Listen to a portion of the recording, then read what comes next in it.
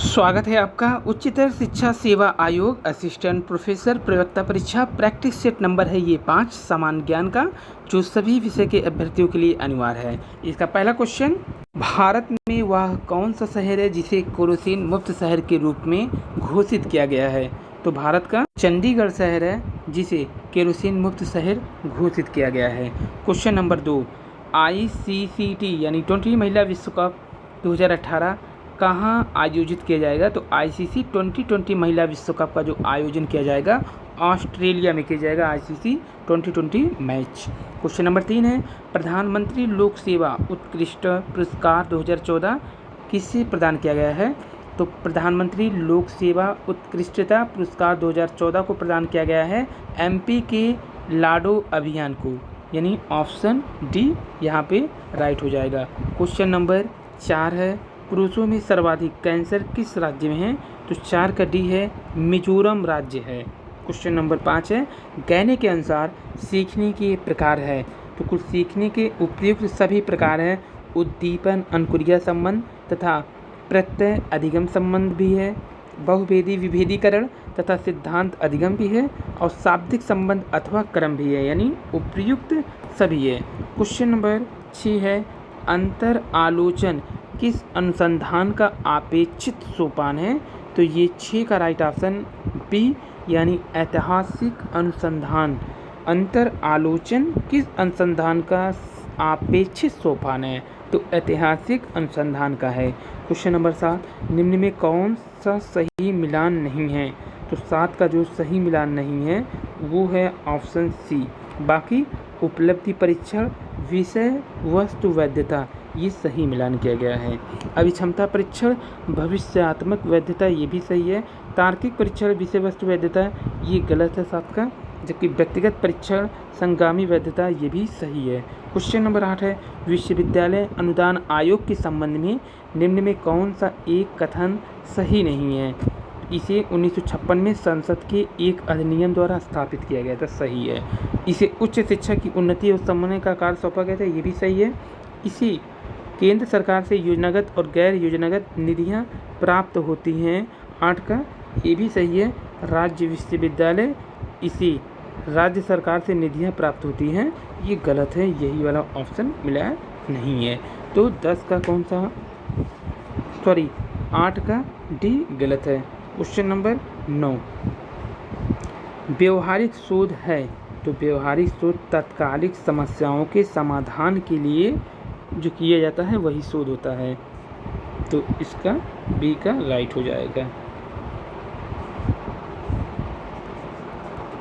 Question number 10, निम्न social site Facebook के संस्थापक कौन हैं?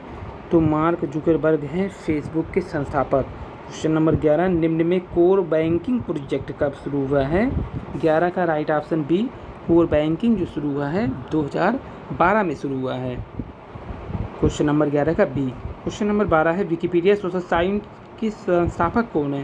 तो विकिपीडिया जो सोशल साइट है, जिम्मी वेल्स इस सोशल साइट के संस्थापक हैं, जिम्मी वेल्स। क्वेश्चन नंबर 13 है, वायुमंडल के ऊपर उपस्थित ओजोन परत के क्षय के लिए जिम्मेदार गैस कौन सा है? तो क्लोरोफ्लोरोकार्बन ही ऊपर उपस्थित ओजोन परत के क्षय के लिए जिम्मेदार है। क्वेश्चन नंबर 14 है, मानव तथा जीवमंडल का प्रोग्राम यूनेस्को द्वारा कब प्रारंभ किया गया? तो 14 का राइट ऑप्शन डी, 1986 में मानव तथा जीवमंडल का प्रोग्राम यूनेस्को द्वारा क्या किया गया? प्रारंभ किया गया। क्वेश्चन नंबर 17 है, 1857 ईस्वी का प्रथम स्वतंत्रता संग्राम असफल हुआ क्योंकि? उपरोक्त सभी कारण है इसमें, क्योंकि भारतीय सिपाहियों में उद्देश्य की एकता की कमी थी, सही है। प्राय भारतीय राजाओं ने ब्रिटिश सरकार का ही साथ दिया, ये भी सही है।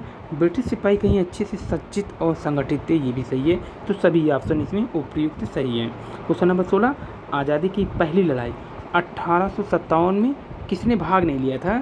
तो 16 का डी है, भगत सिंह ने 1857 में भाग नहीं लिया था। बाकी तात्या टोपे, बहादुर शाह जफर और रानी लक्ष्मीबाई ये सब लिए थे। क्वेश्चन नंबर 17, सिपाही विद्रोह के समय भारत का गवर्नर जनरल कौन था? 17 का राइट ऑप्शन ए, जब सिपाही विद्रोह हुआ था उस समय लॉर्ड कैनिंग गवर्नर जनरल थी। The Indian war of independence 1857 नामक पुस्तक के लेखक कौन हैं? तो वीर सावरकर ही इस पुस्तक के लेखक हैं। क्वेश्चन नंबर 19, महासागर समुद्र की गहराइयाँ दर्शाने वाले मानचित्र को क्या कहते हैं? तो इसे बोलते हैं अनुगंभीर मानचित्र। क्वेश्चन नंबर 20, यहाँ सूची का मिलान करना है जनजाति से और राज्य से। तो मिकिर जनजाति जो है जब मिलान करेंगे तो किस पे आ जाएगा? 3 पे आ जाएगा, यानी मिकिर मेघालय पे आ जाएगा, और कोरवा जो चला जाएगा छत्तीसगढ़ में चला जाएगा, थारू जो चला जाएगा उत्तराखंड में, आंग जो चला जाएगा अंडमान निकोबार में। तो मिकिर कहाँ की जनजाति है? मिकिर मेघालय, कोरवा छत्तीसगढ़, थारू उत्तराखंड, जबकि आंग अंडमान निकोबार। तो इस हिसाब से जो राइट ऑप्शन 3, 4, 1, 2 यानी ऑप्शन यहाँ पे बी राइट हो जाएगा। क्वेश्चन नंबर 21 है, भारत का कौन सा राज्य सोयाबीन का सबसे बड़ा उत्पादक राज्य है? तो मध्य प्रदेश को सोयाबीन का सबसे बड़ा उत्पादक राज्य कहा जाता है। भारत के किस राज्य में गेहूं की प्रति हेक्टेयर उच्चतम उत्पादकता है? तो उत्पादकता जो है यहाँ पर पंजाब में है उच्चतम, यानी प्रति हेक्टेयर के हिसाब से पंजाब में सबसे अधिक है। क्वेश्चन नंबर 23 है, भारतीय संघीय व्यवस्था के किन लक्षणों में कौन सा लक्षण गलत है? तो यह राज्यसभा में सभी राज्यों को समान प्रतिनिधित्व प्रदान करता है, ये गलत है। यह एक स्वतंत्र न्यायपालिका की व्यवस्था करता है, सही। इसका एक लिखित संविधान है, सही। या केंद्र राज्य के मध्य शक्तियों का बंटवारा करता है, सही। तो ऑप्शन 1 गलत है 23 का। प्रस्तावना सुनिश्चित आदर्शों को प्रतिस्थापित करता है, जिसकी चर्चा प्रथम बार किसने किया था? तो इसकी चर्चा प्रथम बार संविधान सभा द्वारा स्वीकृत उद्देश्य प्रस्ताव में किया गया था, यानी ऑप्शन डी हो जाएगा। प्रस्तावना सुनिश्चित आदर्शों को प्रतिस्थापित करता है, जिसकी चर्चा प्रथम बार संविधान सभा द्वारा स्वीकृत उद्देश्यों में हुआ था। क्वेश्चन नंबर 25 है, भारतीय संविधान की प्रस्तावना में उपयुक्त या प्रयुक्त, प्रस्तावना में जो है प्रयुक्त समाजवाद शब्द को निम्नलिखित में किस अनुच्छेद के साथ मिलाकर पढ़ने से सर्वोच्च न्यायालय को समान कार्य के लिए समान वेतन का मौलिक अधिकार परिभाषित करने की शक्ति प्राप्त हुई है? तो 25 का अनुच्छेद 14, 15, 16 यानी ऑप्शन यहाँ पे राइट हो जाएगा सी। भारतीय संविधान की प्रस्तावना में प्रयुक्त समाजवाद शब्द को निम्नलिखित अनुच्छेद में अगर देखें तो 14, 15, 16 को मिलाकर पढ़ने से सर्वोच्च न्यायालय को समान कार्य के लिए समान वेतन का मौलिक अधिकार परिभाषित करने की शक्ति प्राप्त हुई है। क्वेश्चन नंबर 26 है, आयुष 82 औषधि है, तो ये 26 का राइट ऑप्शन मधुमेह का है। 26 का राइट ऑप्शन डी। राष्ट्रपति और उपराष्ट्रपति की अनुपस्थिति में कार्यभार ग्रहण करेगा, तो ये एक जो सर्वोच्च न्यायालय का मुख्य न्यायाधीश होगा वो ग्रहण करेगा। 28 है, वित्तीय निवेश की बोलचाल में मंदड़िया यानी बियर शब्द किसे घोषित करता है? तो वह निवेशक जो महसूस करता है कि किसी विशेष प्रतिभूति सिक्योरिटी की कीमत गिरने जा रही है। वह निवेशक जो महसूस करता है कि किसी विशेष प्रतिभूति सिक्योरिटी की कीमत गिरने जा रही है, यानी ऑप्शन 28 का राइट होगा ए। निम्नलिखित में कौन सा मानवीय विकास सूचकांक का तत्व नहीं है? तो 19 का सी है, वयस्क साक्षरता दर। निम्नलिखित में कौन मानवीय विकास सूचकांक का तत्व नहीं है? जबकि जन्म के समय जीवन प्रत्याशा है मानवीय विकास सूचकांक का, शिशु मृत्यु दर भी है, गरीबी रेखा के नीचे रहने वालों की संख्या भी है।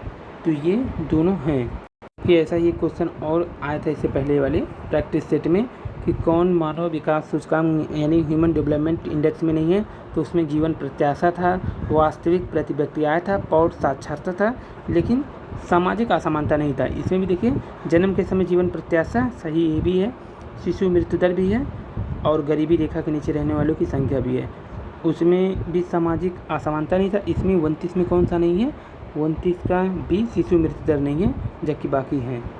तो इसमें 29 का जो राइट ऑप्शन हो जाएगा बी, शिशु मृत्यु दर नहीं है, जबकि जन्म के समय जीवन प्रत्याशा है, वयस्क साक्षरता दर है, गरीबी रेखा के नीचे वालों की संख्या है। तो शिशु मृत्यु दर और सामाजिक असमानता नहीं शामिल है। शिशु मृत्यु दर और सामाजिक जो होता है सामाजिक असमानता ये नहीं शामिल है, असमानता। क्वेश्चन नंबर 30 है, प्रच्छन्न बेरोजगारी का समानता अर्थ होता है? तो ये होता है श्रमिक होते हैं उनकी सीमांत उत्पादकता शून्य है, यही उसका अर्थ होता है। तो कुल 30 क्वेश्चन असिस्टेंट प्रोफेसर भर्ती परीक्षा का महत्वपूर्ण समान अध्ययन पेपर है। ये प्रैक्टिस सेट नंबर 5। धन्यवाद।